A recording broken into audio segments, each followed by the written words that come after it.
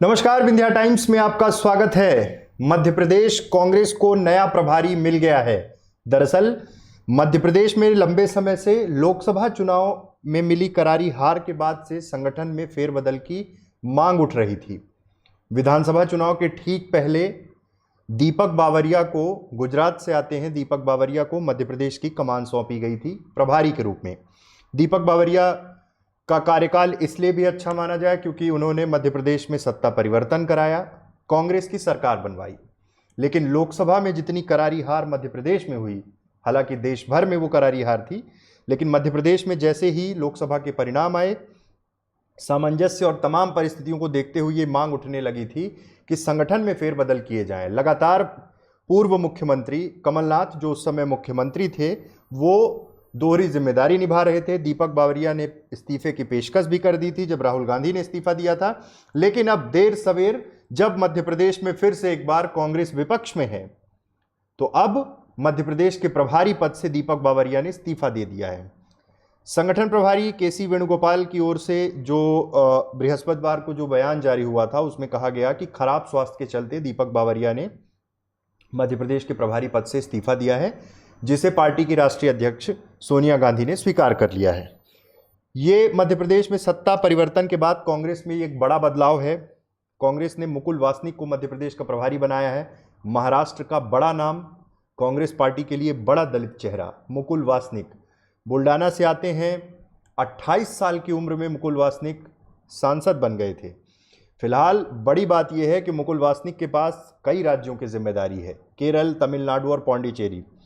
अब मध्य प्रदेश का प्रभार मिला है।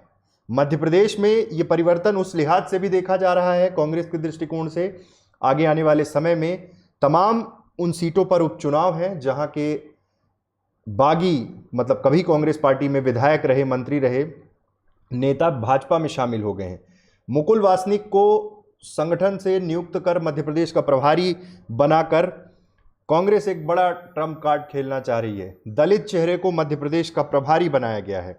दीपक बावरिया पहले इस्तीफे की पेशकश कर चुके थे, लेकिन जब तक इस्तीफा स्वीकार होता उस समय इस्तीफा उनका रिजेक्ट हुआ था। लेकिन अब ये साफ हो चुका है कि मध्य प्रदेश के अगले प्रभारी मुकुल वासनिक होंगे। आधिकारिक तौर पर नियुक्ति हो गई है। मुकुल वासनिक के पिता बालकृष्ण वासनिक कांग्रेस के दिग्गज नेताओं में से एक थे। इस तरह से उन्होंने विरासत में सियासत मिली, मतलब मुकुल वासनिक को मिली। मुकुल वासनिक 3 बार सांसद रह चुके हैं। 1984 से 1989 में लोकसभा के सांसद बने थे पहली बार, तब मात्र 28 साल की उम्र में थे। ये एक बड़ा सवाल है क्योंकि कांग्रेस जिन परिस्थितियों में मध्य प्रदेश में खड़ी हुई है, कांग्रेस को बड़ी उम्मीदें हैं। नया संगठन प्रभारी, नई चीज़ें, सब कुछ नया नया, ऐसे कि अब सरकार भी नहीं है। विधानसभा चुनाव में सरकार बनी, लेकिन सिंधिया समर्थित विधायकों के भाजपा में चले जाने के साथ सरकार गिर गई। फिर से मध्य प्रदेश में बीजेपी की सरकार है। कम समय मिला था, लेकिन अब जो सबसे बड़ी चुनौती है, जो सबसे बड़ी अग्नि परीक्षा है, वो है सिंधिया के गढ़ को भेदना। बीजेपी के साथ क्या सिंधिया अपने चंबल ग्वालियर बेल्ट के उस गढ़ को बचा पाएंगे?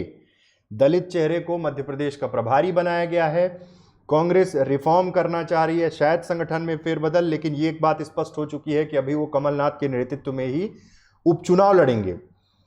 प्रभारी मिलने से ये हुआ है क्योंकि दीपक बावरिया का स्वास्थ्य ठीक नहीं था, बीच में उनकी तबीयत खराब हुई थी, उसके बाद उन्होंने इस्तीफे की पेशकश की थी, अब जाकर स्वीकार हो गया है। तो मुकुल वासनिक के सामने तमाम चुनौतियां होंगी मध्य प्रदेश को लेकर, क्योंकि मध्य प्रदेश की राजनीति कभी सीधी नहीं चलती। मध्य प्रदेश की राजनीति में जितने उतार चढ़ाव दीपक बावरिया ने देखे हैं, अब उससे कहीं ज्यादा इनको देखना पड़ेगा, क्योंकि अब बिसात बिछ रही है मध्य प्रदेश में उपचुनावों की। अब देखना होगा आगे आने वाले समय में दोनों ही राजनीतिक दलों की क्या रणनीति होती है उपचुनाव को लेकर। बहुत बहुत धन्यवाद।